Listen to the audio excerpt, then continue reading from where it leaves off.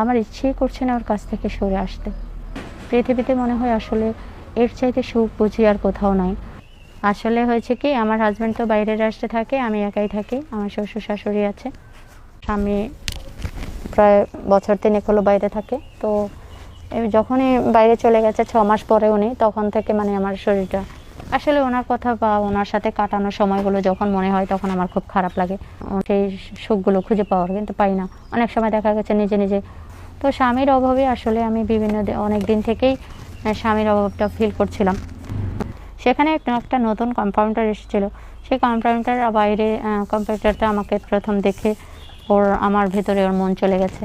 তো বাইরে থেকে আমার ৩৮ সাইজের বডি আর আমাকে দেখে পা থেকে মাথা পর্যন্ত দেখে আমি দেখতে শুনতে আমি খুব সুন্দরী, স্মার্ট। আমাকে দেখলে যে কোনো মানুষের পাগল হয়ে যাওয়ার পর কম্পাউন্ডার আমাকে ওষুধ দিতে গিয়ে আমাকে জিজ্ঞেস করছে, আপনার ভাবি আপনার ফ্যামিলিতে কে কে আছে? আমি বলছি আমার স্বামী আছে, আমার শ্বশুর আছে, আমার স্বামী আছে, আমার হচ্ছে আমার স্বামী বাইরে থাকে ৩ বছর হলো। বলছে, ও আপনার তো শরীরে কোনো রোগ নাই ভাবি, তবে আপনার স্বামী থাকাকালীন আপনার স্বামীর সঙ্গে যেই সময়গুলো আপনি কাটাইছেন, এই সময়গুলো কি ৩ বছরের ভিতরে আর কারোর সাথে কাটাইছেন?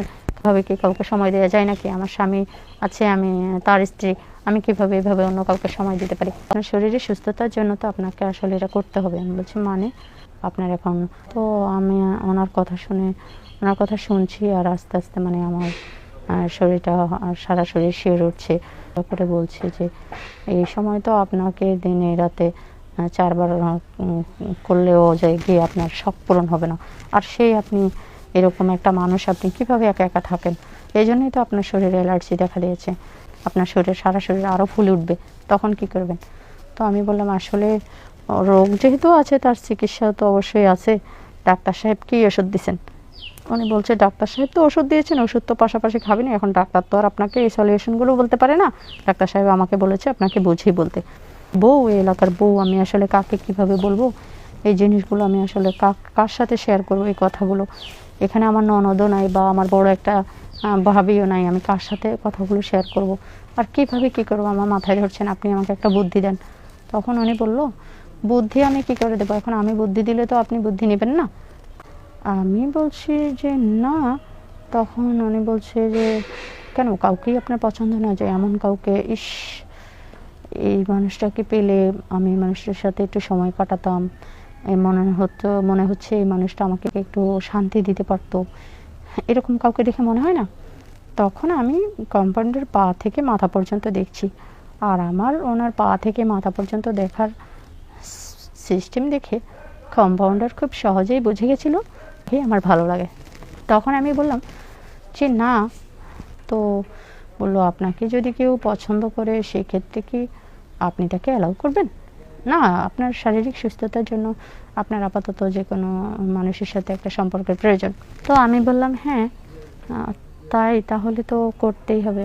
তো উনি বললো, আপনার কাউকে পছন্দ হয়? আমাকে আবার কে পছন্দ করবে? উনি বললো, কেন, আমাকে আপনার পছন্দ হয় না? আপনাকে কিন্তু আমার বেশ ভালো লেগেছে। আমার মনে হয়েছে যে আপনাকে পেলে। তো আমি বললাম, আচ্ছা তাই নাকি? তো উনি আমার চোখের দিকে এমনভাবে তাকিয়ে আছে, এদিকে ওর সাথে কথা বলতে বলতে আমার নেছিপে এমন অবস্থা যে আমি বুঝি ওখান থেকে আর সুস্থভাবে আসতে পারবো না। আমার ইচ্ছেই করছে না ওর কাছ থেকে সরে আসতে। দিয়ে আসলে ওর সাথে আমি ওর বাড়িতে গেলাম। গিয়ে সুস্থতার ওসিলায় হলেও ওর সাথে আমার যে রাত্রে ওর বাড়িতে নিয়ে গিয়ে ও আমার সাথে সেই ৩ বছর পর আমি আসলে ওকে পেয়ে এমন মানে স্বর্গসুখে হারিয়ে গেছি। পৃথিবীতে মনে হয় আসলে এর চাইতে সুখ বুঝি আর কোথাও নাই। তবে আমার মনে হলো কম্পাউন্ডার, উনি একজন কম্পাউন্ডার হিসেবে নয়, উনি আমাকে আমার স্বামীর মতো করে আমার সাথে আচরণ করছে, আনন্দ দিয়েছে। আমি পুরো ৩ বছরের অপূর্ণতা মানে সব ভুলে গেছি। তো আসলেই মেয়ে মানুষ হোক বা ছেলে মানুষ হোক, যদি বেশি দিন সে তার এই জিনিসগুলো ভেতরে থেকে তার শরীরের জন্য ক্ষতিকর হতে পারে। সবাই যেমন ভাত মাছের প্রতি বেঁচে থাকার জন্য আদার্স জিনিসের প্রতি যেমন খেয়াল রাখবেন, তেমন এই জিনিসটার প্রতিও খেয়াল রাখতে হবে।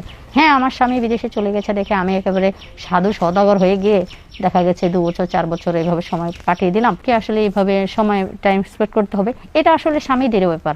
আপনারা স্ত্রীদেরকে রেখে যদি কেউ বিদেশে গিয়ে চাকরি করে টাকা রোজগার করতে পারেন, তবে বাংলাদেশে কেন নাই? বাংলাদেশে টাকা আছে, বিদেশে টাকা আছে, বাংলাদেশে টাকা নেই?